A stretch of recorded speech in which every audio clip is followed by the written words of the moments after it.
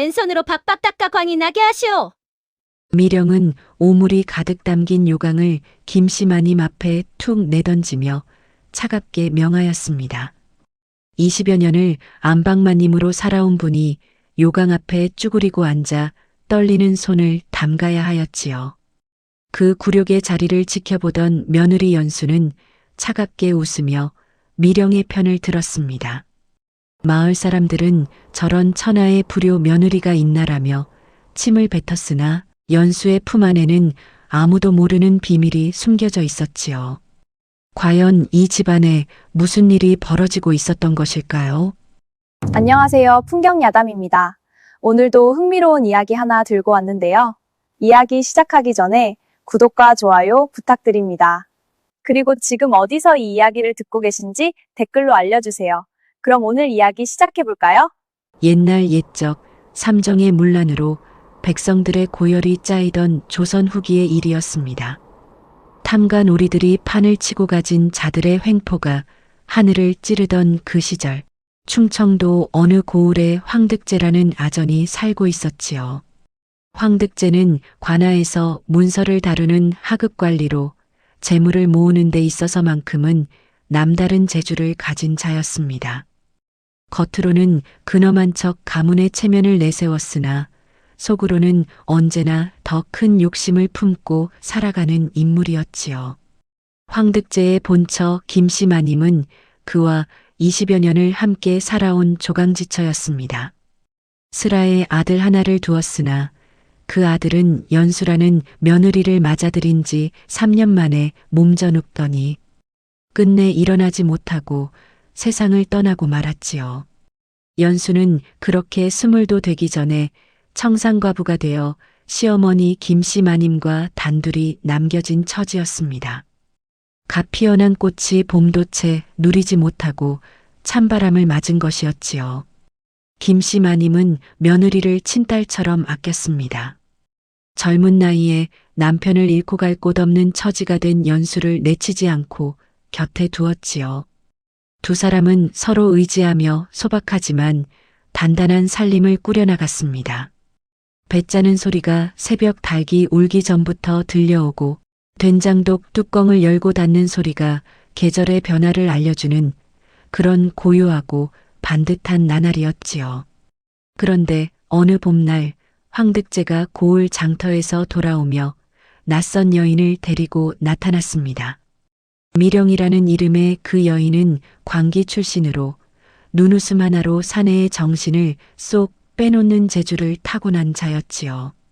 살결은 봄볕 아래 막 피어난 살구꽃처럼 고왔고 목소리는 또 어찌나 낭낭한지 듣는 이의 귀를 간지리는 것이었습니다.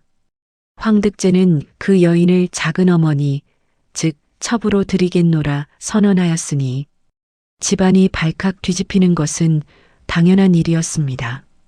그러나 황득제의 선언에 반기를 드는 이는 아무도 없었습니다. 김씨 마님만이 홀로 침묵 속에 울음을 삼켰지요.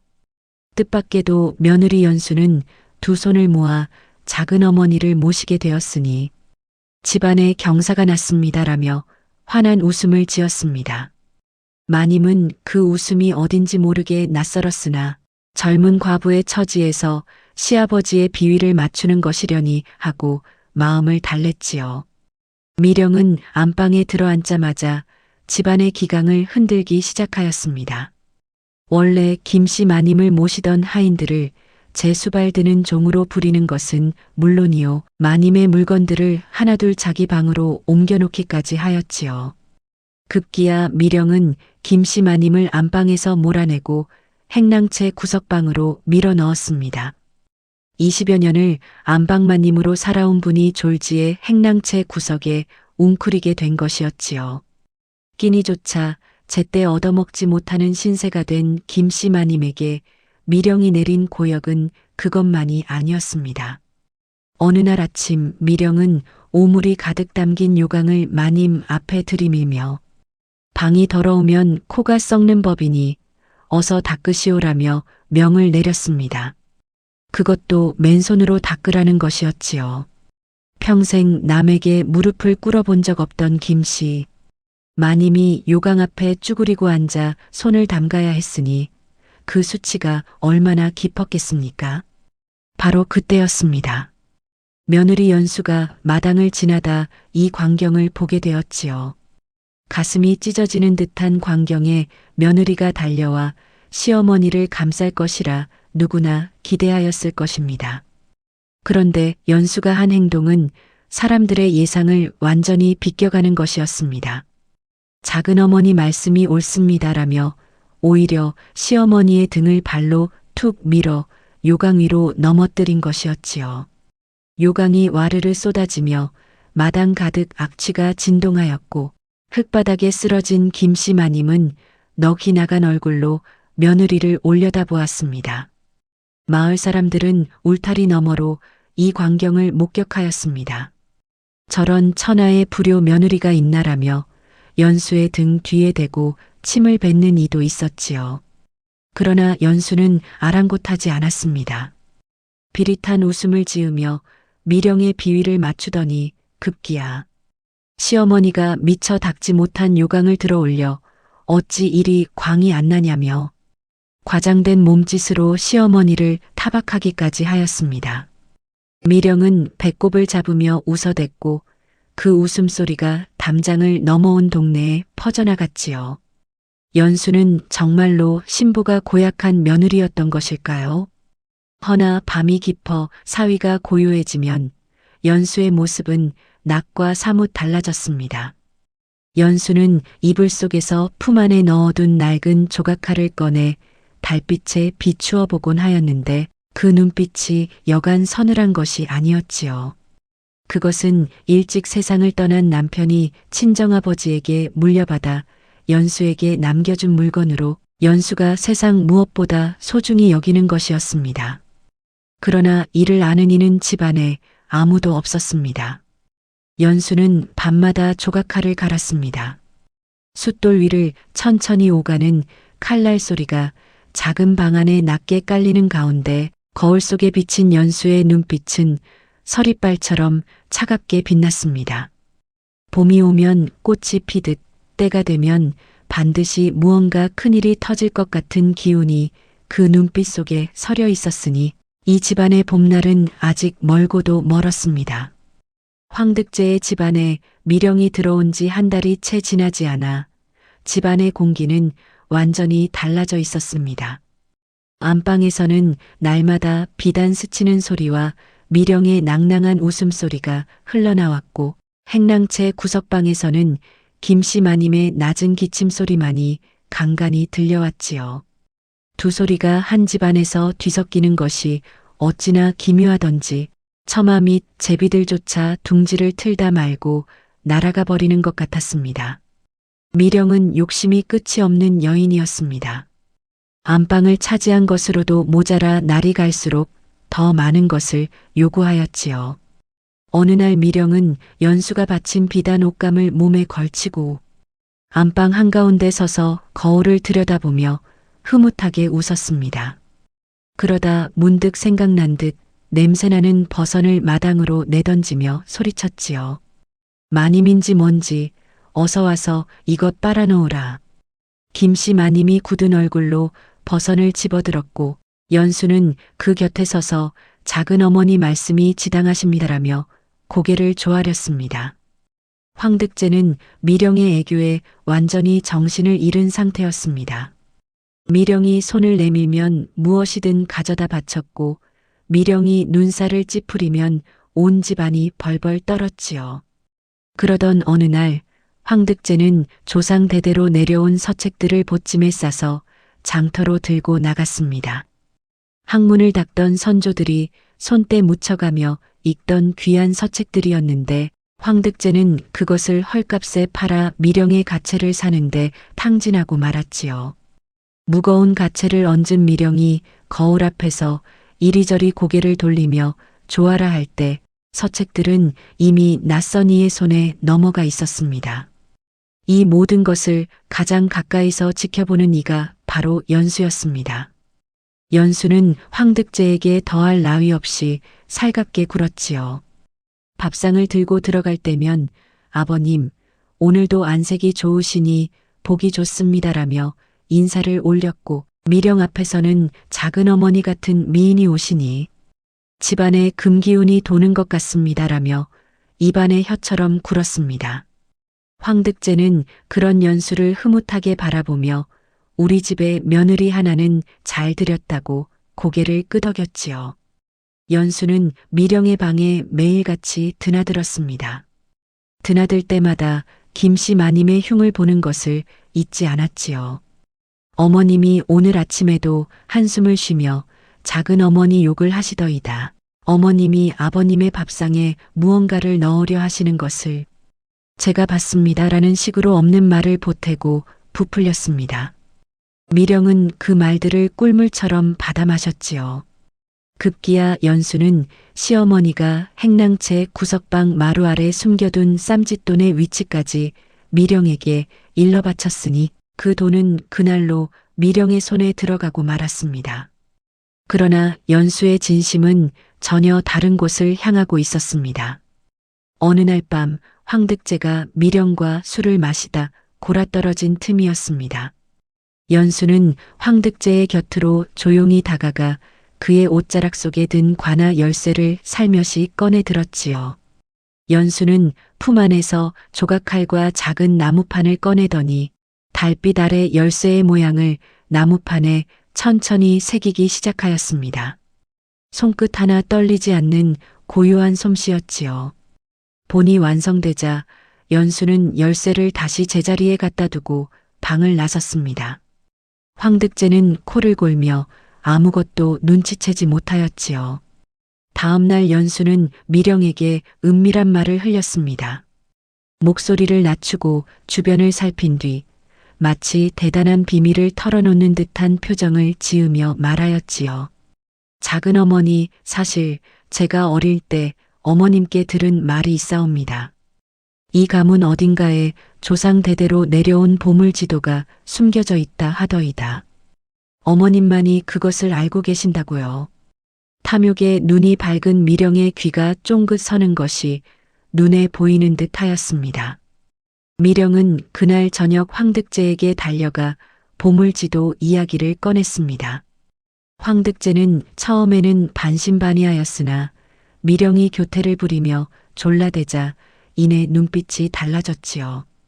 황득제와 미령은 다음 날 새벽부터 김씨마님의 행랑채 방을 샅샅이 뒤지기 시작하였습니다.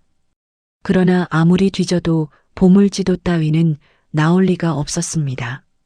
잊지도 않은 것을 찾아 헤매는 것이었으니까요. 실망한 미령에게 연수는 조금도 당황하는 기색 없이 다가가 속삭였습니다. 작은 어머니, 어머님이 워낙 고집이 세신 분이라 입을 열지 않으시는 것입니다. 더 독하게 다루셔야 비로소 실토를 하실 것이옵니다. 미령의 눈에 다시 불꽃이 일었습니다. 연수는 그 불꽃을 보며 속으로 조용히 입술을 다물었지요. 탐욕이라는 불씨는 한번 당겨지면 스스로 타오르는 법이었습니다. 연수는 다만 그 불씨가 제가 원하는 방향으로 번져가기를 기다리고 있었던 것이지요. 보물지도를 찾지 못한 황득제와 미령의 분노는 날이 갈수록 김씨 마님을 향해 날카롭게 벼려져 갔습니다. 행랑채 구석방에 갇힌 마님은 끼니도 제대로 얻어먹지 못한 채 날로 야위어 갔지요. 한때 집안 살림을 손수 지휘하던 당당한 안방마님이 이제는 하인들의 눈길조차 피해 다니는 신세가 되었으니 그 서러움이 어찌 말로 다 표현될 수 있겠습니까? 가을바람이 담장을 넘어 행랑채 처마를 흔들 때마다 마님의 어깨는 더욱 움츠러들었습니다. 황득제는 술기운을 빌려 마님의 방으로 쳐들어오는 날이 잦아졌습니다. 그날도 대낮부터 미령과 함께 술을 들이켜다가 벌겋게 달아오른 얼굴로 행랑채로 향하였지요. 보물지도를 내놓으라며 김씨 마님의 멱살을 잡고 흔드는 황득제의 손길이 얼마나 거칠었던지 마님의 비녀가 뽑혀 흙바닥에 나뒹굴었습니다. 미령은 방문 앞에 기대어 부채를 흔들며 구경만 하였지요. 마치 장터에서 씨름 구경을 하듯 느긋한 표정이었습니다. 내게 그런 것이 어디 있느냐. 나는 아무것도 모른다며 김씨 마님이 오열하였습니다. 목이 잠겨 제대로 말도 나오지 않는 상태였지요. 그러나 돌아오는 것은 황득제의 차가운 발길질 뿐이었습니다. 마님은 방 한구석으로 밀려나 벽을 붙잡고 간신히 몸을 지탱하였지요. 20여 년을 함께 살아온 지아비의 발길에 채이는 신세가 되었으니 그 몸의 상처보다 마음의 상처가 훨씬 깊고 넓었습니다. 바로 그때였습니다. 연수가 마당을 가로질러 방 안으로 뛰어들었지요. 순간 마님의 눈에 희망의 빛이 스쳤습니다. 그러나 그것은 순식간에 쓰러지고 말았습니다. 연수는 달려오는 기세 그대로 시어머니의 뺨을 사정없이 쳤습니다. 날카로운 소리가 좁은 방 안을 가득 채웠지요. 이 노인네가 아직도 정신을 못 차렸냐, 어서 있는 것을 내놓지 못하겠느냐며 연수가 매몰차게 몰아붙였습니다. 미령은 방문 밖에서 만족스러운 웃음을 지었지요. 며느리에게 뺨을 맞은 김씨 마님은 넋이 나간 표정으로 그 자리에 주저앉고 말았습니다.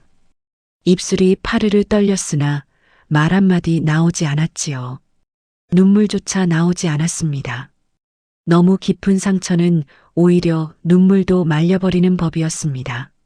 마님은 그저 멍한 눈으로 며느리의 얼굴을 바라보았는데 연수는 그 시선을 피하지 않고 차갑게 내려다보았지요. 마당에 나앉은 마님의 울음소리가 이윽고 터져나왔고 그 소리는 담장을 넘어 하늘로 퍼져나갔습니다. 황득제가 분을 사귀지 못하고 방을 나간 뒤 연수는 미령에게 다가가 목소리를 한껏 낮추었습니다. 주변을 살피고 또 살핀 뒤에야 입을 열었지요. 작은 어머니, 사실 제가 오래전부터 알고 있었던 것이 있사옵니다. 어머님이 가문의 족보 속에 금맥 지도와 암행어사의 비밀 서신을 숨겨두셨다 하더이다. 미령의 눈이 번쩍 뜨였습니다. 금맥이라는 두 글자가 그 귀에 들어가는 순간 탐욕의 불길이 확 타올랐지요. 미령은 그 말을 듣자마자 황득제를 끌고 사랑채로 달려갔습니다. 두 사람은 족보가 보관된 뒤주 앞에서 서로 먼저 열겠다고 손을 뻗었지요. 황득제가 뒤주 문을 열어젖히자 두툼한 족보가 모습을 드러냈습니다. 미령은 그것을 냉큼 집어들고 장정처럼 힘껏 찢어발기기 시작하였지요. 황득제도 질세라 두꺼운 족보를 마구 헤집었습니다. 그러나 아무리 뒤져도 금맥지도 따위는 나오지 않았습니다. 찢긴 족보 조각들이 마당 가득 흩날렸습니다. 바람에 실려 이리저리 떠다니는 종이 조각들 사이로 먼 조상들의 이름이 적힌 글자들이 눈에 밟혔지요. 그 광경을 지켜보던 김씨 마님은 가슴을 쥐어뜯으며 자리에서 일어나려 하였으나 다리에 힘이 풀려 그대로 마당에 쓰러지고 말았습니다. 가문의 명예가 저 종이 조각들처럼 바람에 흩어져 버리는 것 같아 눈앞이 캄캄하였지요. 연수는 쓰러진 시어머니를 내려다보며 황득제의 등을 부드럽게 떠밀었습니다. 아버님, 이런 짐덩이가 집안에 있으면 복이 들어오지 않는다 하더이다. 이참에 내보내시는 것이 어떻겠습니까? 황득제는 미령의 눈치를 살피다가 이내 고개를 끄덕였지요. 연수는 그 대답을 듣고 돌아서며 눈을 내리깔았습니다. 입술 한쪽이 아주 미세하게 떨렸지만 그것을 알아챈 이는 아무도 없었지요. 때는 무르익고 있었습니다. 가을이 깊어가던 어느 날 아침 황득제의 집 마당에는 서리빨 같은 냉기가 내려앉아 있었습니다. 간밤에 첫서리가 내렸는지 처마 끝에 달린 감이 하얗게 얼어 있었고 우물가의 두레박줄도 뻣뻣하게 굳어 있었지요. 그러나 그 차가운 새벽 공기보다 더 싸늘한 것이 집안에 있었습니다. 미령이 드디어 칼을 빼어들 결심을 한 것이었지요. 미령은 전날 밤부터 황득제의 귀에 바짝 입을 대고 속삭였습니다. 보물 지도가 나오지 않는 것은 김씨 마님이 끝까지 숨기고 있기 때문이 아니라 마님이 관가에 고발하여 모든 것을 빼앗으려는 속셈을 품고 있기 때문이라는 것이었지요. 황득제는 술기운과 미령의 말에 휘둘려 이내 주먹을 불끈 쥐었습니다. 연수는 그 옆에서 아무 말 없이 찻잔만 들여다보고 있었지요. 이튿날 이른 아침, 연수는 조용히 행랑채로 향하였습니다. 시어머니가 아직 잠에서 깨어나기 전이었지요. 연수는 마님의 베개 밑을 살며시 들추더니 미리 준비해둔 작은 인형 하나를 그 아래 밀어 넣었습니다. 지프로 만든 인형의 가슴팍에는 황득제의 이름 석자가 적혀 있었고 바늘 여러 개가 꽂혀 있었지요. 저주 인형이었습니다. 연수는 베개를 다시 제자리에 놓고 아무 일도 없었다는 듯 방을 나섰습니다. 얼마 지나지 않아 황득제가 하인들을 이끌고 행랑채로 들이닥쳤습니다. 미령도 그 뒤를 바짝 따라붙었지요. 연수가 황득제 앞으로 나서며 아버님, 제가 어머님 방에서 이상한 것을 발견하였습니다라며 베개를 들어 올렸습니다. 베개 밑에서 저주 인형이 모습을 드러내자 황득제의 얼굴이 시뻘겋게 달아올랐지요. 남편을 저주하는 악녀로구나라며 황득제가 고함을 질렀고 미령은 당장 집 밖으로 끌어내야 합니다라며 부채질을 하였습니다. 김씨 마님은 잠에서 깨어나자마자 이 광경과 마주쳤습니다. 내가 언제 그런 것을 만들었느냐. 이것은 누군가 꾸민 것이다라며 억울함을 호소하였으나 황득제는 들으려 하지 않았지요. 하인들이 마님의 팔을 잡아 끌기 시작하였습니다. 마님은 버티려 하였으나 며칠째 제대로 먹지 못한 몸에 힘이 있을 리 없었지요. 연수가 앞으로 나서더니 시어머니의 머리채를 움켜쥐고 대문 밖 흙바닥으로 내던졌습니다. 마님의 몸이 흙바닥에 쓰러지며 둔탁한 소리가 났지요. 대문 밖에는 이미 몇몇 마을 사람들이 지나다 멈춰 서 있었습니다. 하인들이 마님의 보찜을 문 밖으로 집어 던지자 그 안에 든 물건들이 흙바닥에 와르르 쏟아졌지요. 마을 사람들은 그 광경을 보며 혀를 차고 고개를 저었습니다. 평생 가문을 지켜온 마님을 저리 내쫓다니 사람이 할 짓이 아니로다라며 탄식하는 이도 있었고 저 며느리녀는 사람 탈을 쓴 짐승이 아니고 무엇이냐라며 연수를 향해 목청을 높이는 이도 있었지요. 누군가 담장 밑에서 돌멩이를 집어 던지자 여기저기서 욕설이 터져 나왔습니다. 연수는 그 소리들을 등으로 받으며 대문 안으로 천천히 걸어 들어갔지요. 김씨 마님은 흙바닥에 한참을 주저앉아 있었습니다. 사방이 낯설고 막막하였지요. 쏟아진 물건들을 하나씩 주워 보찜에 다시 담으며 마님은 눈물을 훔쳤습니다. 갈 곳이 없었습니다. 친정은 이미 오래전에 문이 닫혔고 의지할 일가붙이 하나 없는 처지였지요. 마님은 한 걸음 한 걸음 무거운 발을 끌며 고을 어귀를 벗어났습니다. 마을을 지나 산길로 접어들자 인기척이 뚝 끊겼습니다. 낙엽이 켜켜이 쌓인 산길을 마님은 보찜을 끌며 한나절을 걸었지요. 해가 기울어 산 너머로 붉은 빛이 번질 무렵 마님의 눈에 허물어진 돌담 하나가 들어왔습니다. 오래전에 사람이 떠나고 빈 채로 남겨진 폐가였지요. 지붕은 군데군데 내려앉았고 문짝은 삭아서 바람에 덜컹거렸습니다. 그러나 사방이 어두워지는 산속에서 그것은 그나마 몸을 뉘을 수 있는 유일한 곳이었지요. 마님은 삭은 문을 밀고 안으로 들어갔습니다. 바닥에는 썩은 가마니 몇 장이 흩어져 있었고 구석에는 쥐가 파먹은 집단이 쌓여 있었지요. 마님은 썩은 가마니를 끌어모아 몸을 덮고 차가운 흙바닥에 웅크렸습니다. 사방이 어두워지며 산짐승 울음소리가 들려왔지요. 마님은 떨리는 입술로 아들의 이름을 불렀습니다. 먼저 떠난 아들이 그토록 보고 싶었지요. 그 목소리가 가을 산속으로 스며들어 사라졌고 달도 구름 뒤에 숨어 답하지 않는 밤이었습니다. 한편 황득제의 집으로 돌아온 연수는 미령과 황득제 앞에 단정히 앉았습니다. 이제 방해꾼이 없으니 제가 지도를 꺼내 보이겠습니다라며 품 안에서 정성스럽게 접힌 종이 한 장을 펼쳤지요. 구불구불한 선들과 붉은 표시가 가득한 가짜 지도였습니다. 황득제의 눈이 커지고 미령은 저도 모르게 앞으로 몸을 기울였지요. 연수는 그 두 얼굴을 번갈아 바라보며 속으로 천천히 숨을 골랐습니다. 덫은 이제 반쯤 완성되어 있었습니다. 가짜 지도 한 장이 황득제의 눈을 완전히 가리고 말았습니다. 연수가 펼쳐 보인 종이 위에 구불구불한 선들과 붉은 표시들을 보며 황득제는 밤새 잠을 이루지 못하였지요. 이튿날 새벽부터 자리에서 일어나 지도를 들여다보고 또 들여다보았습니다.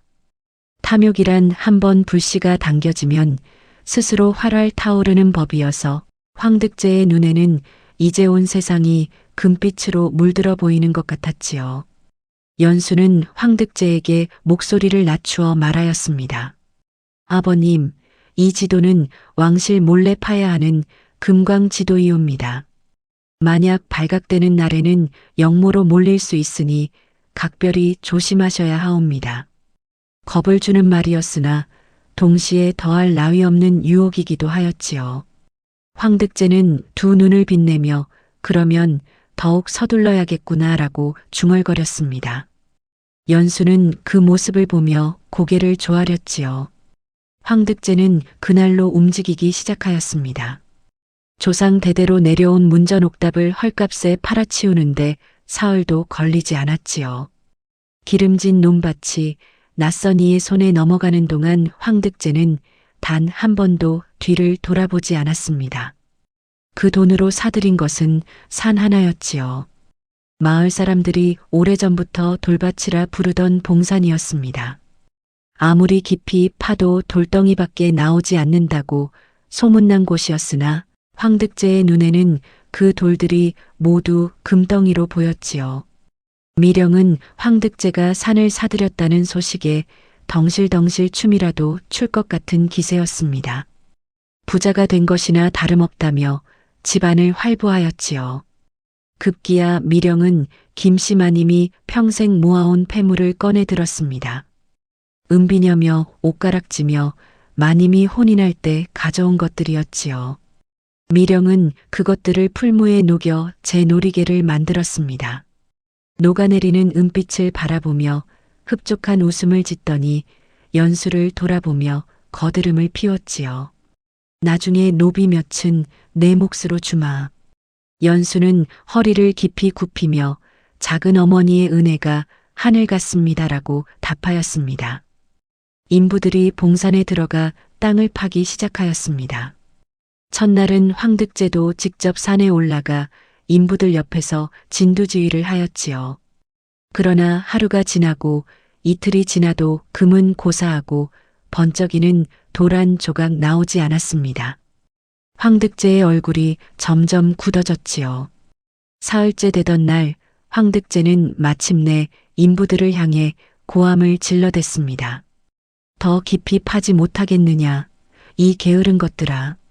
채찍 소리가 산속에 울려 퍼졌고 인부들은 억울한 매를 맞으며 더 깊이 땅을 팠지요. 연수는 산에서 돌아온 황득제의 뒤를 조용히 따라 들어갔습니다. 미령 앞에서 황득제의 어깨를 주무르며 은근히 부추겼지요. 작은 어머니, 아버님이 금광을 얻으시면 작은 어머니께서 이 고을의 여왕이 되실 것입니다. 미령의 눈이 반짝였습니다. 주변 아전들도 황득제에게 잘 보이기 위해 날마다 드나들며 미령에게 아부의 술잔을 올렸지요. 김씨 마님이 쫓겨난 것을 비웃으며 안방 마님이 바뀌셨으니 집안의 생기가 돌지 않습니까? 라고 입에 발린 말을 늘어놓는 자들도 있었습니다. 그러는 동안 연수는 틈틈이 황득제의 도장을 손에 넣었습니다. 황득제가 술에 취해 골아떨어진 밤이면 어김없이 서랍을 열고 도장을 꺼내 들었지요. 연수는 밤새 붓으로 정성껏 써내려간 위조 서류를 펼쳤습니다. 왕실 금강 허가서라고 쓰인 문서였지요. 연수는 황득제의 도장을 그 위에 힘주어 찍었습니다. 도장 자국이 선명하게 찍히는 것을 확인한 연수는 문서를 곱게 접어 품 안 깊숙이 넣었지요. 덫에 이가 하나씩 맞물려 가고 있었습니다. 그러던 어느 날이었습니다. 하인들을 통해 마님이 마을 뒷산 폐가에 머물고 있다는 것이 미령의 귀에 들어갔지요. 미령은 연수를 불러 앉히더니 느닷없이 명을 내렸습니다. 내 충성심이 진짜인지 아닌지 내 한번 시험해 보겠다. 산속 폐가로 가서 그 늙은이 얼굴에 침을 뱉고 오너라. 연수는 잠시 눈을 내리깔았습니다. 손끝이 미세하게 떨렸으나 미령은 눈치채지 못하였지요. 이윽고 연수는 고개를 들어 환하게 웃으며 답하였습니다. 작은 어머니 명이라면 무엇인들 못하겠습니까? 연수는 자리에서 일어나 산을 향해 걸음을 옮겼습니다. 산길은 험하였습니다.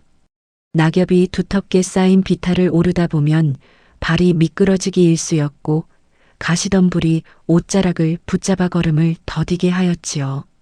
연수는 마을 사람들의 눈에 잘 띄는 큰 길로 일부러 걸었습니다. 지나치는 이마다 연수를 보며 눈살을 찌푸렸고 등 뒤에서 수군거리는 소리가 들려왔지요. 연수는 그 소리들을 못 들은 척 턱을 들고 걸었습니다. 악녀의 탈을 쓰고 사는 동안에는 욕을 먹는 것조차 감수해야 하는 일이었지요. 폐가 앞에 다다르자 연수는 잠시 걸음을 멈추었습니다. 삭은 문 틈새로 바람이 드나들며 낮게 울었지요. 연수는 크게 숨을 한번 들이쉬더니 문을 발로 차듯 열어젖혔습니다. 마을 사람들 중 혹시 뒤따라오는 이가 있을지 모르는 일이었으니까요. 거기 계시오. 연수가 낮고 거칠게 말하였습니다. 구석에 웅크리고 있던 김씨 마님이 깜짝 놀라 몸을 떨었지요. 마님의 모습은 보는 것만으로도 가슴이 미어지는 것이었습니다. 불과 며칠 사이에 볼살이 쑥 꺼졌고 입술은 바짝 말라 갈라져 있었지요. 손등에는 긁힌 자국이 여럿 나 있었고 저고리는 흙투성이었습니다.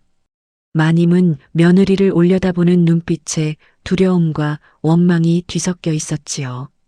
연수는 그 눈빛을 정면으로 받으며 성큼성큼 안으로 들어갔습니다. 연수는 마님 앞에 놓인 밥그릇을 발로 찼습니다. 그릇이 넘어지며 안에 든 것이 바닥에 나뒹굴었지요. 마님이 어디선가 구해온 듯한 보잘것없는 먹을거리였습니다. 살고 싶으면 빌어먹으라며 연수가 차갑게 내뱉었습니다. 마님은 꼼짝도 하지 못하고 그저 굳어 있었지요. 연수는 돌아서서 문 밖으로 나갔습니다. 문 밖에서 잠시 멈추어 섰다가 다시 마을 쪽으로 내려가는 발소리를 크게 내었지요. 그러나 연수는 마을로 내려가지 않았습니다. 인적이 완전히 끊어진 것을 확인한 뒤 다시 발길을 돌렸지요. 폐가 뒤편으로 돌아가 낮은 돌담 옆에 쪼그리고 앉아 사방을 살폈습니다. 바람소리 외에는 아무것도 들리지 않았지요. 연수는 그제야 품 안에서 무언가를 꺼냈습니다. 단단히 싸맨 보자기였지요. 그 안에는 따뜻한 기운이 아직 남아있는 주먹밥 2덩이와 작은 약보가 들어 있었습니다. 달빛조차 숨은 깊은 밤, 연수는 다시 폐가 안으로 숨어들었습니다. 마님은 나뒹군 먹을거리를 손으로 더듬어 줍다가 며느리의 기척에 몸을 움츠렸지요. 연수는 아무 말 없이 마님의 발치에 천천히 무릎을 꿇었습니다. 그러고는 마님의 손을 두 손으로 감싸 쥐며 따뜻한 주먹밥을 손바닥 위에 올려놓았지요. 마님의 손이 바들바들 떨렸습니다. 차갑고 거칠어진 손이었지요. 연수는 고개를 들지 못하였습니다. 눈물이 소리도 없이 흘러내렸지요. 낮에 발로 찬 밥그릇을 생각하니 가슴속 깊은 곳에서 무언가가 무너지는 것 같았습니다. 연수는 오래도록 흐느낌을 삼키다가 이윽고 낮고 떨리는 목소리로 입을 열었지요. 어머님, 소부가 죄인이옵니다. 낮에 한 짓을 용서하여 주소서. 마님은 굳어있던 손으로 천천히 며느리의 손을 감쌌습니다. 아무 말도 하지 않았지요. 그 침묵이 어떤 말보다 깊었습니다. 한참 뒤에야 연수가 다시 입을 열었습니다. 목소리를 더욱 낮추어 마님의 귀에 가까이 대고 속삭였지요. 어머님, 저들이 스스로 영모의 길로 가게 하였으니 조금만 더 견디소서. 반드시 때가 올 것이옵니다. 마님은 며느리의 얼굴을 가만히 들여다보았습니다. 달빛 한 줄기가 삭은 지붕 틈새를 비집고 들어와 연수의 눈가를 비추었지요. 마님은 그제야 며느리가 혼자서 얼마나 무거운 것을 짊어지고 있었는지를 알았습니다. 연수는 마님의 갈라진 손등에 약보를 펴바르며 말을 이었습니다. 어머님, 머지않아 이 폐가를 떠나셔야 할 날이 올 것이옵니다. 그때를 위해 몸을 잘 보존하고 계셔야 하옵니다. 마님은 고개를 끄덕였지요. 두 사람은 한동안 말없이 나란히 앉아 있었습니다. 바깥에서 바람이 불어와 삭은 문짝을 흔들었지요. 그때였습니다. 멀리서 발소리가 들려왔습니다. 낙엽을 밟는 소리가 점점 가까워지고 있었지요. 연수는 순식간에 표정을 바꾸었습니다. 눈물 자국이 채 마르기도 전에 차갑고 날카로운 눈빛이 그 자리를 대신하였지요. 연수는 자리에서 일어나 옷매무새를 여미고 문을 열고 나갔습니다. 미령이 보낸 하인이 횃불을 들고 산길을 오르고 있었지요. 연수는 하인을 향해 태연하게 걸어 내려가며 말하였습니다. 이제 다 됐다. 돌아가자꾸나. 하인은 연수의 얼굴에서 아무것도 읽어내지 못하였습니다. 연수의 뒤로 폐가의 어둠이 조용히 닫혔지요. 산에서 금이 나오지 않는 날이 길어질수록 황득제의 낯빛은 잿빛으로 변해갔습니다. 날마다 산에 올라 인부들을 채찍질하였으나 돌아오는 것은 돌덩이뿐이었지요. 문전 옥답을 팔아 사들인 봉산이 그저 쓸모없는 돌밭에 불과하다는 것이 서서히 드러나고 있었습니다. 황득제는 그 사실을 인정하기 싫어 더욱 깊이 팔하며 고함을 질러댔지요. 탐욕에 눈이 먼 자는 자신이 함정에 빠진 것조차 알아채지 못하는 법이었습니다. 미령은 황득제의 불안이 커질수록 더욱 날이 서는 여인이었습니다. 무언가 화풀이할 곳을 찾아 두리번거리던 미령의 눈이 결국 한 곳에 가서 멈추었지요. 산에서 금이 나오지 않는 것은 저 김씨 노인네가 죽지 않고 살아서 부정을 타게 하는 것이 분명하오. 미령은 황득제의 앞에 앉아 부채를 접으며 낮고 단호하게 말하였습니다. 황득제는 술잔을 내려놓으며 미령을 바라보았지요. 미령의 눈빛은 이미 답을 정해둔 사람의 것이었습니다. 폐가에 불을 지르시오. 미령이 마침내 입 밖으로 꺼냈습니다. 황득제는 잠시 망설이는 기색을 보였으나 미령이 손을 뻗어 황득제의 손등을 가볍게 두드리자 이내 고개를 끄덕였지요. 연수는 두 사람의 곁에서 찻잔을 들고 앉아 있었습니다. 그 말을 듣는 순간 찻잔을 쥔 손에 힘이 들어갔으나 얼굴에는 아무런 변화가 없었지요. 연수는 찻잔을 천천히 내려놓으며 입을 열었습니다. 제가 직접 처리하겠습니다. 미령과 황득제는 서로를 바라보다가 이내 고개를 끄덕였습니다. 연수보다 더 믿을 만한 자가 없다고 생각하였지요. 연수는 자리에서 일어나 횃불을 들었습니다. 그러나 연수의 발은 폐가로 곧장 향하지 않았지요. 연수는 먼저 마을 어귀를 돌아 뒷산으로 오르는 좁은 길을 택하였습니다. 해가 지고 어둠이 내려앉기 시작하는 시각이었지요. 연수는 폐가에 이르기 전에 미리 알아두었던 뒷산 동굴로 발길을 돌렸습니다. 동굴 입구에는 이미 김씨 마님이 웅크리고 앉아 있었습니다. 연수가 전날 밤 몰래 찾아가 일러둔 것이었지요. 어머님, 어서 안으로 드시옵소서. 오늘 밤은 절대로 밖으로 나오시면 아니 되옵니다. 마님은 며느리의 손을 꼭 잡았습니다. 아무것도 묻지 않았지요. 연수를 믿는다는 뜻이었습니다. 연수는 마님의 손을 잠시 꼭 쥐었다가 놓고는 다시 폐가를 향해 발걸음을 옮겼습니다. 빈 폐가 안에 들어선 연수는 횃불을 낮게 들었습니다.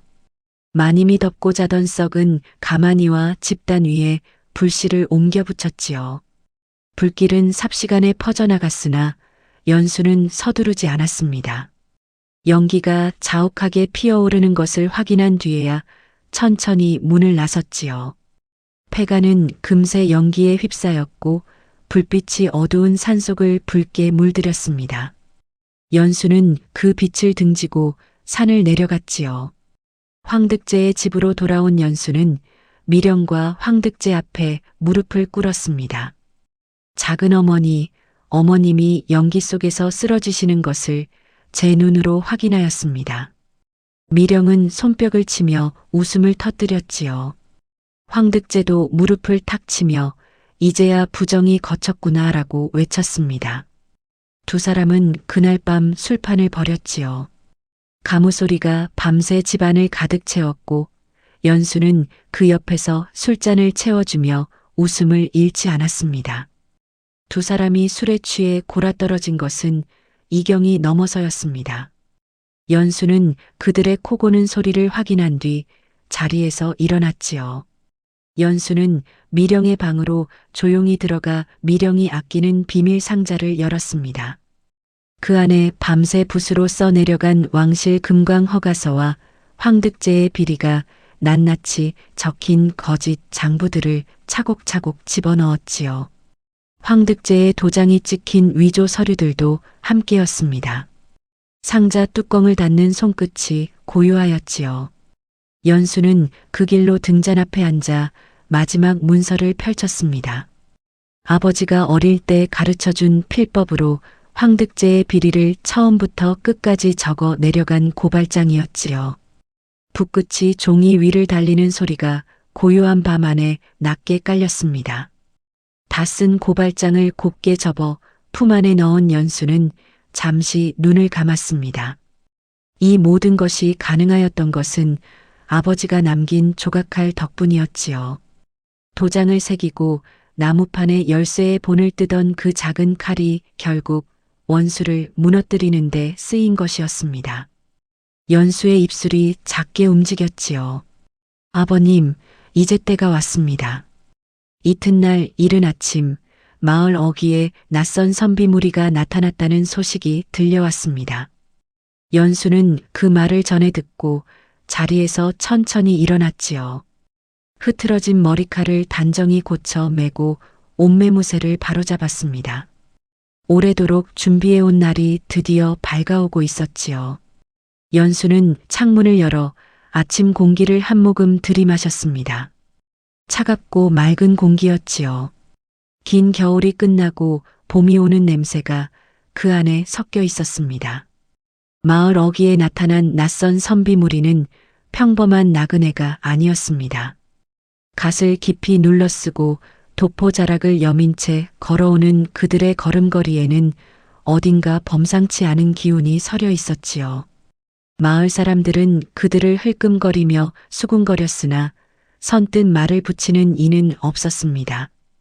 그들이 객주집 앞에 멈추어 서자 뒤따르던 군감 몇이 조용히 흩어지며 황득제의 집 담장 쪽으로 발길을 돌렸지요. 움직임이 어찌나 조용하고 빠른지 지나치는 사람들은 눈치채지 못하였습니다. 그것은 진짜 암행어사의 행차였습니다. 연수가 몇 달 전부터 고을 바깥에 믿을 만한 인편을 통해 황득제의 비리를 낱낱이 적은 고발장을 올려보낸 것이 마침내 결실을 맺은 것이었지요. 어사는 고발장을 받아든 날부터 황득제의 집 주변을 은밀히 살피며 증거를 모아왔습니다.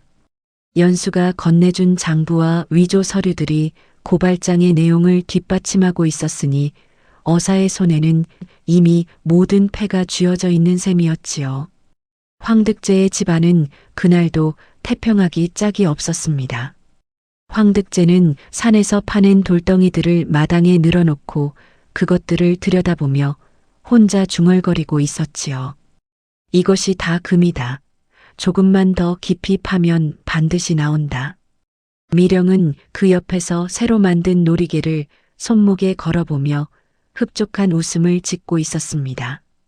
두 사람은 마당 한가운데서 덩실덩실 어깨를 들썩이기까지 하였지요. 담장 밖에서 군관들이 조용히 포위망을 좁혀오고 있다는 것을 꿈에도 모른 채였습니다. 연수는 안채 기둥 옆에 단정히 서서 그 광경을 바라보고 있었습니다. 마당에 늘어놓은 돌덩이들이 아침 햇살을 받아 희끗희끗 빛났지요. 연수는 그것들을 바라보며 속으로 숨을 고르고 또 골랐습니다. 이윽고 대문 밖에서 둔탁한 발소리가 들려왔지요. 발소리는 하나둘이 아니었습니다.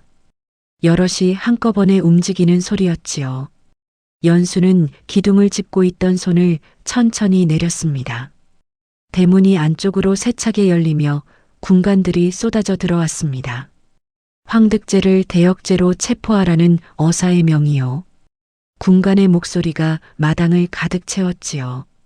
황득제는 손에 들고 있던 돌덩이를 떨어뜨렸습니다. 돌이 마당에 부딪히는 소리가 크게 울렸지요. 미령은 비명을 지르며 안채 쪽으로 달아나려 하였으나 이미 뒤쪽에서도 군관들이 막아서고 있었습니다. 집안은 순식간에 아수라장이 되었지요. 어사의 수하들이 미령의 방으로 들어가 수색을 시작하였습니다. 옷가지며 패물이며 방 안의 물건들이 하나씩 끄집어내어졌지요. 이윽고 한 군관이 미령의 비밀 상자를 들고 나왔습니다. 상자 뚜껑을 열자 안에서 왕실 금광 허가서와 위조된 장부들이 쏟아져 나왔지요. 황득제의 도장이 선명하게 찍힌 서류들이었습니다. 군관이 그것들을 어사 앞에 펼쳐 보이자 어사의 눈썹이 천천히 올라갔지요. 황득제는 그 서류들을 보는 순간 얼굴이 하얗게 질렸습니다. 이것은 내가 만든 것이 아니오. 난 아무것도 모르는 일이오라며 손사래를 치고 뒷걸음질을 쳤지요. 그러나 제 도장이 찍힌 서류 앞에서 그 말은 아무런 힘도 없었습니다. 연수는 그 모습을 바라보며 조용히 어사의 곁으로 걸어갔지요. 어사가 연수를 돌아보았습니다. 연수는 허리를 굽혀 인사를 올리며 품 안에서 곱게 접은 문서를 꺼내 두 손으로 받쳤지요. 어사 나으리 황득제가 관아의 공금을 횡령하고 백성들의 전답을 강탈한 증거가 여기 있어옵니다. 연수의 목소리는 조금도 떨리지 않았습니다. 미령은 그제야 모든 것을 알아챘습니다. 눈이 뒤집힌 채 연수를 향해 달려들려 하였지요. 내 인연, 내가 나를 배신하였느냐? 미령의 목소리가 날카롭게 갈라졌습니다. 그러나 포졸들의 창끝이 미령의 앞을 막아섰지요. 미령은 창끝 앞에서 발을 구르며 이를 갈았습니다. 황득제는 그 옆에서 넋이 나간 표정으로 주저앉았지요. 연수는 두 사람을 향해 돌아보지 않았습니다. 어사의 옆에 단정히 서서 앞을 바라보고 있었지요. 어사가 자리에서 일어났습니다. 대역죄인 황득제와 미령을 즉각 관아로 압송하라. 어사의 목소리가 마당을 울렸지요. 포졸들이 황득제와 미령의 팔을 잡아 끌었습니다. 황득제는 비틀거리며 질질 끌려갔고 미령은 끝까지 발버둥을 치며 고함을 질러댔지요. 두 사람이 대문 밖으로 사라지자 마당에는 갑작스러운 고요가 내려앉았습니다. 아침 햇살이 마당 가득 환하게 쏟아지고 있었지요. 연수는 그 햇살 속에 우두커니 서서 눈을 감았습니다. 길고 긴 밤이 끝나가고 있었습니다. 관아 마당은 이른 아침부터 사람들로 가득 찼습니다. 황득제와 미령이 포졸들에게 끌려 들어온다는 소문이 고을 전체에 퍼진 것이었지요. 담장 밖에도 사람들이 줄을 서서 발꿈치를 들고 안을 들여다보려 하였습니다. 오래전부터 황득제의 횡포에 시달려온 백성들이었지요. 그들의 눈빛에는 기대와 분노가 뒤섞여 있었습니다. 관아 마당에 깔린 돌바닥이 아침 햇살을 받아 차갑게 빛났지요. 황득제와 미령은 포졸들에게 양팔을 붙잡힌 채 마당 한가운데 세워졌습니다. 황득제는 상투가 풀어 헤쳐진 채 고개를 숙이고 있었지요. 미령은 비단 저고리가 찢겨나간 모습으로 눈을 부릅뜨고 주위를 두리번거렸습니다. 불과 얼마 전까지 고을에서 가장 기세등등하던 두 사람이었으나 이제 그 기세는 온데간데 없이 사라지고 없었지요. 마당에 모인 백성들이 그 모습을 보며 수군거리기 시작하였습니다. 어사가 자리에 앉자 연수가 앞으로 나섰습니다. 연수는 흐트러짐 없는 목소리로 입을 열었지요. 황득제가 관아의 공금을 빼돌려 제 주머니를 채운 일, 백성들의 기름진 전답을 억지로 빼앗은 이은 조강지처를 내쫓고 광기 출신의 첩을 들여 가문을 망친 일이 차례로 고발되었습니다. 백성들은 연수의 말 한마디 한마디에 고개를 끄덕이며 웅성거렸지요. 그 모든 일들이 자신들이 직접 보고 겪은 것이었으니까요. 고발이 끝나갈 무렵이었습니다. 어사의 연문이 열리며 한 사람이 천천히 걸어 나왔지요. 죽은 줄로만 알았던 김씨 마님이었습니다. 마님은 수척하였으나 등을 곧게 펴고 마당 한가운데로 걸어 들어왔지요. 황득제와 미령은 그 모습을 보는 순간 눈이 휘둥그레졌습니다. 황득제는 귀신이오라며 뒷걸음질을 치다 그대로 자빠졌지요. 미령은 비명을 지르며 포졸의 뒤로 몸을 숨기려 하였습니다. 마당에 모인 백성들은 잠시 숨을 죽였다가 이내 웃음을 터뜨렸지요. 황득제는 도망치려다 제 도포 자락에 발이 걸려 개구리처럼 마당 바닥에 엎어졌습니다. 흙먼지가 풀썩 일어났지요. 백성들이 배를 잡고 웃음을 터뜨렸습니다. 엊그제까지 채찍을 휘두르며 인부들을 몰아치던 자가 제 옷자락에 걸려 나뒹구는 꼴이었으니 그보다 통쾌한 광경이 없었지요. 포졸들이 달려가 황득제를 일으켜 세웠으나 황득제는 다리에 힘이 풀려 제대로 서지도 못하였습니다. 어사는 황득제와 미령의 죄상을 하나씩 짚어가며 판결을 내렸습니다. 황득제의 모든 가산을 정몰하고 변방으로 위리안치한다는 것이었지요. 미령에게는 더욱 가혹한 처분이 내려졌습니다. 관비로 전락시켜 김씨 마님의 종으로 처분한다는 것이었지요. 미령은 그 말을 듣는 순간 두 다리가 꺾이며 마당 바닥에 주저앉았습니다. 이럴 순 없소, 이럴 순 없소라며 울부짖었지요. 그러나 어사의 판결은 추상 같았습니다. 백성들의 환호가 관아 마당을 가득 채웠습니다. 오래도록 억눌렸던 분노가 한꺼번에 터져 나오는 것이었지요. 미령이 포졸들에게 끌려가며 이럴 순 없다고 울부짖었으나 백성들은 그에게 돌과 욕설을 퍼부으며 통쾌함을 감추지 않았습니다. 황득제는 고개를 푹 숙인 채 질질 끌려갔지요. 불과 얼마 전까지 이 고을에서 가장 기세등등하던 두 사람의 마지막 모습이었습니다. 어사는 연수를 따로 불렀습니다.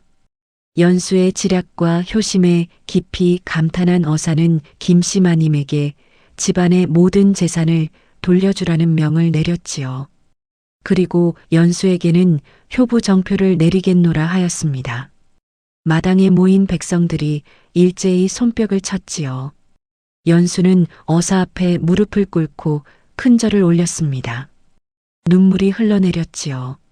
참아온 날들이 얼마나 길었는지 그 눈물이 어디서부터 흘러오는 것인지 연수 자신도 알 수 없었습니다. 연수는 관아 마당을 나서며 김씨 마님의 곁으로 다가갔습니다. 마님의 손을 두 손으로 감싸쥐고 천천히 걸음을 옮겼지요. 두 사람의 발걸음이 향하는 곳은 오래도록 빼앗겼던 집이었습니다. 봄볕이 따스하게 등을 데워주었지요. 연수는 걸으며 마님의 귀에 낮게 말하였습니다. 어머님, 이제야 가문이 바로 섰습니다. 마님은 아무 말 없이 며느리의 손을 꼭 쥐었지요. 그 손의 온기가 두 사람의 가슴 속으로 천천히 스며들었습니다. 봄이 오고 여름이 지나고 가을이 물들 무렵 황득제의 집은 완전히 새로운 모습으로 거듭나 있었습니다. 안방에는 김씨 마님이 다시 자리를 잡았고 마당에는 오래전에 뽑혀나갔던 화단이 새로 가꾸어졌지요. 집안 곳곳에 손길이 닿지 않은 곳이 없었습니다. 연수는 날마다 이른 새벽부터 일어나 집안을 살피며 마님의 곁을 지켰지요. 오래도록 빼앗겼던 것들이 하나씩 제자리로 돌아오는 것 같았습니다. 그로부터 1년이 지난 어느 날 아침이었습니다. 연수는 관아에 들러 서류 한 장의 도장을 받아왔지요. 관비로 전락한 미령을 합법적으로 사들이는 문서였습니다. 어사의 판결대로 미령은 이미 관아의 종이 되어 있었으나 연수는 미령이 있어야 할 곳이 따로 있다고 생각하였지요. 연수는 문서를 품 안에 넣고 조용히 집으로 돌아왔습니다. 미령은 그날부로 황득제의 집안에서 가장 천한 일을 맡게 되었습니다. 이른 새벽 해가 뜨기 전에 일어나 마님의 방으로 가서 요강을 들고 나오는 것이 첫 번째 일과였지요. 과거 김씨 마님에게 맨손으로 닦으라 명하던 바로 그 요강이었습니다. 미령은 처음에는 버티며 드러누웠으나 연수가 요강 바닥에 내 얼굴이 비쳐야 밥을 줄 것이다라며 물러서지 않자 이내 무릎을 꿇고 말았지요. 요강을 닦는 미령의 손이 부들부들 떨렸으나 연수는 눈 하나 깜짝하지 않았습니다. 요강을 닦는 것으로 하루가 끝나지 않았습니다. 마님의 버선을 빨고 마당을 쓸고 부엌에서 아궁이 재를 치우는 것이 모두 미령의 몫이었지요. 지난날 비단 옷을 걸치고 안방에 앉아 하인들을 부리던 미령이었습니다. 그러나 이제는 거칠어진 손으로 찬물에 빨래를 헹구며 하루를 보내야 하였지요. 마당 한 구석에 쪼그리고 앉아 버선을 빠는 미령의 뒷모습은 불과 1년 전에 그 기고만장하던 모습과는 딴판이었습니다. 김씨 마님은 안방에 앉아 그 광경을 바라보았습니다. 처음에는 마음이 편치 않았지요. 평생 남에게 이토록 가혹하게 군 적이 없던 분이었으니까요. 그러나 지난날 맨손으로 요강을 닦으며 흘리던 눈물이 떠오르자 마님은 조용히 눈을 감았습니다. 세상에 이칠한 뿌린 대로 거두는 것이었지요. 마님은 다시 눈을 떴습니다. 미령이 요강을 들고 마당을 가로지르는 모습이 창문 너머로 보였지요. 어느 날 저녁 연수는 마님의 방으로 들어가 발치에 앉았습니다. 마님의 발을 보니 아직도 갈라진 곳이 남아 있었지요. 연수는 미리 만들어둔 고약을 꺼내 마님의 발에 천천히 발랐습니다. 마님은 며느리의 손길을 느끼며 눈을 내리깔았지요. 내가 아니었다면 이 노구는 벌써 흙이 되었을 것이다. 마님의 목소리가 낮게 떨렸습니다. 연수는 고개를 들지 않고 고약을 바르는 손을 멈추지 않으며 답하였지요. 어머님, 이제는 근심 없이 만수무강하소서. 두 사람 사이에 따뜻한 침묵이 흘렀습니다. 봄이 다시 돌아오던 어느 날 저녁이었습니다. 연수와 김씨 마님은 마루에 나란히 앉아 마당을 바라보고 있었지요. 화단에는 새로 심은 꽃들이 하나둘 봉오리를 맺고 있었고 처마 밑에는 제비 한 쌍이 둥지를 짓느라 분주하였습니다. 따스한 봄바람이 마루 끝을 스치며 두 사람의 머리칼을 가볍게 흔들었지요. 온 고을 사람들이 연수의 이야기를 노래로 지어 부르며 그 효심과 지략을 칭송하였습니다. 탐욕의 눈먼 자는 스스로 제 무덤을 파고 효심이 깊은 자는 하늘이 돕는다는 것을 연수가 온몸으로 보여준 것이었지요. 명심보감에 이르기를 부모에게 효도하는 자는 그 복이 자손에게 미치고 어버이를 저버리는 자는 그 재앙이 반드시 제 몸으로 돌아온다 하였습니다. 연수는 남편을 잃고 의지할 곳 없는 청산과부의 몸으로도 시어머니를 향한 효심을 단 한 번도 놓지 않았지요. 욕을 먹고 돌을 맞으면서도 흔들리지 않았으며 가장 낮은 곳에 엎드려서도 가장 높은 뜻을 품었습니다. 반면 재물에 눈이 멀어 어버이를 내던진 자들은 결국 스스로 파놓은 함정에 빠지고 말았지요. 하늘은 결코 거짓이 없는 법입니다. 오늘의 이야기 어떠셨나요? 연수 가족에게 하고 싶은 말씀이 있으시면 여러분의 생각을 댓글로 편하게 나눠주세요. 이 아름답고 따뜻한 이야기가 널리 알려질 수 있도록 공유해 주신다면 여러분의 일상에도 기분 좋은 행운이 찾아올 거예요.